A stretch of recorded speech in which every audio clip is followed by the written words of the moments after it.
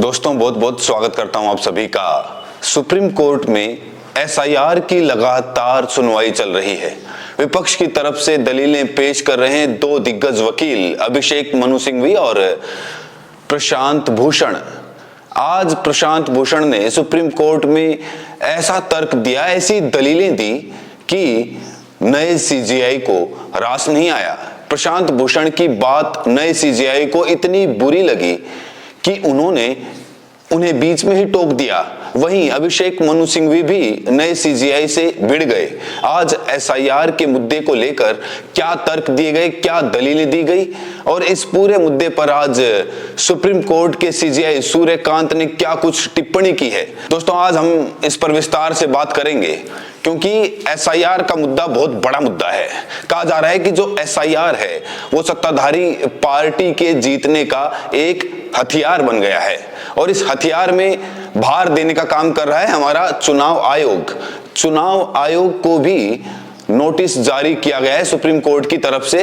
क्या कुछ कहा गया है वो भी आपको बताएंगे, लेकिन सबसे पहले दोस्तों आप इस हेडलाइन को देखिए। आज की सबसे बड़ी बिग ब्रेकिंग यही है, इसी को नियम बनाने का कोई अधिकार ही नहीं। एसआईआर पर सीजेआई सूर्यकांत के सामने सिंघवी ने दी जोरदार दलील। यहां पर अभिषेक मनु सिंघवी ने साफ तौर से कहा कि इलेक्शन कमीशन को किसी भी वोटर की नागरिकता टेस्ट करने का अधिकार ही नहीं है। इलेक्शन कमीशन को कोई नया नियम बनाने का ही अधिकार नहीं है। जो नियम संविधान में है उस नियम के तहत काम करने का उसका कर्तव्य है बस, बाकी वो नया नियम नहीं बना सकता। तो एसआईआर जो नया नियम आया है जिसे पुराना सरकार बता रही है, सरकार कह रही है कि ये जो एसआईआर है ये आज का नहीं है, ये बहुत पुराना है। हालांकि जो भी एसआईआर को सुनता है वो कहता है कि भाई एसआईआर तो बड़ा नया शब्द है, बड़ी नई टर्मिनोलॉजी है। लेकिन आज सुप्रीम कोर्ट में किस तरीके से चुनाव आयोग को घेरा गया ये दोस्तों जानना आपके लिए बेहद जरूरी है। एसआईआर पर सुप्रीम कोर्ट में आज सुनवाई हो चुकी है। जस्टिस सूर्यकांत और जस्टिस जॉयमाला बागची की बेंच के वरिष्ठ वकील अभिषेक मनु सिंघवी दलीलें पेश कर रहे हैं। उन्होंने एसआईआर पर चुनाव आयोग के नियम बनाने के अधिकार पर सवाल उठाया है। तो विपक्ष की ओर से आज अभिषेक मनु सिंघवी ने शानदार दलीलें दी हैं। इसके बाद दलील देने की बारी आई प्रशांत भूषण की। तो जब प्रशांत भूषण अपने तर्क दे रहे थे, जब प्रशांत भूषण सुप्रीम कोर्ट में चुनाव आयोग पर सख्त टिप्पणी कर रहे थे, तो नए सीजेआई जस्टिस सूर्यकांत ने उन्हें बीच में ही टोक दिया।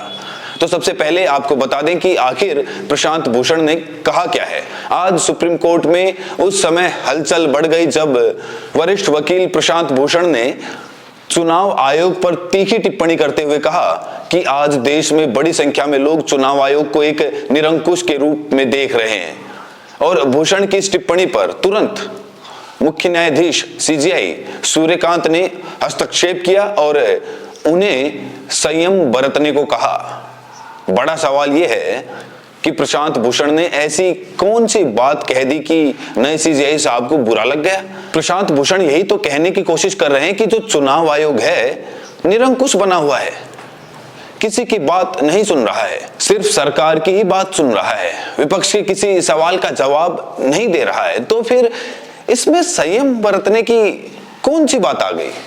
चुनाव आयोग की कुर्ते पर ऐसा कौन सा दाग लग गया जिसे सीजेआई को रास नहीं आया और उन्हें प्रशांत भूषण को टोकना पड़ा। प्रशांत भूषण ने सुप्रीम कोर्ट में जोरदार दलील देते हुए कहा है कि एसआईआर इतनी जल्दी और बड़े पैमाने पर चलाया जा रहा है कि सील्ड लेबर पर भारी दबाव बन गया है।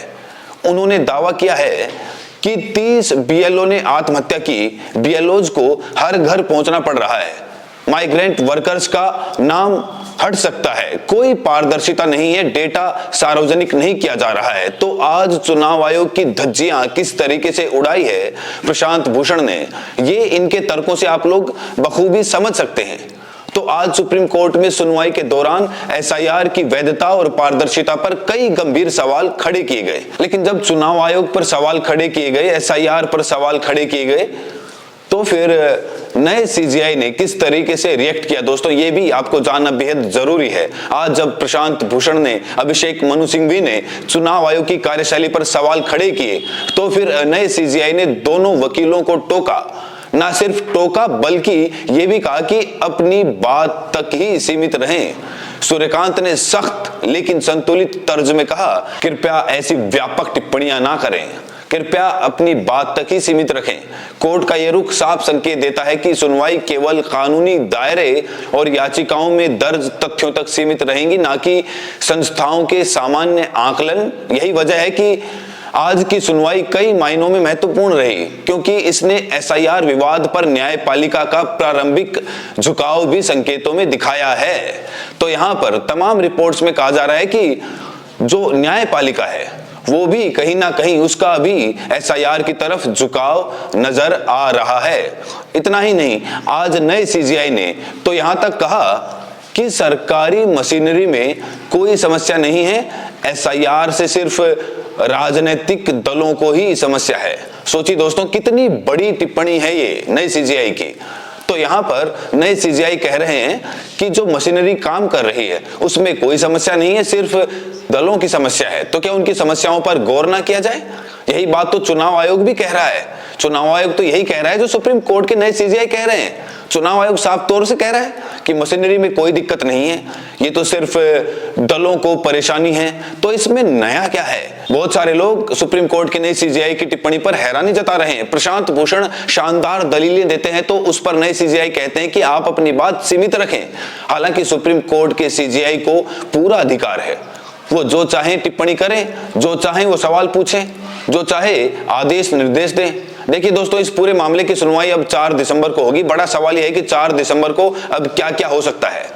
कहा जा रहा है कि सुप्रीम कोर्ट ने अब अगली सुनवाई की तारीख 4 दिसंबर तय कर दी है। इस दौरान कोर्ट ये देखेगा कि एसआईआर प्रक्रिया का कानूनी ढांचा क्या है और क्या ये नियमों के तहत चल रही है। कानूनी विशेषज्ञों के अनुसार कोर्ट की आगामी टिप्पणियां इस पूरे विवाद की दिशा तय कर सकती है, चाहे प्रक्रिया में सुधार का निर्देश हो या स्थिति जस की तस रखी जाए।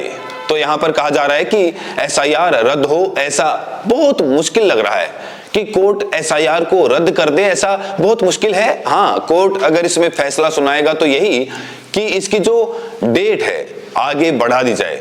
जैसे चुनाव आयोग ने डेट 1 हफ्ते के लिए बढ़ा दी, आप सबको पता होगा। अब 4 दिसंबर को इस पूरे मामले में सोमवार को फिर से सुनवाई होगी और उस दिन चुनाव आयोग को भी अपना जवाब देना पड़ेगा। सुप्रीम कोर्ट ने कहा कि चुनाव आयोग भी उस दिन अपनी दलीलें दे, क्योंकि विपक्ष की तरफ से दलीलें पूरी हो चुकी हैं। अब दलीलें देनी है चुनाव आयोग को।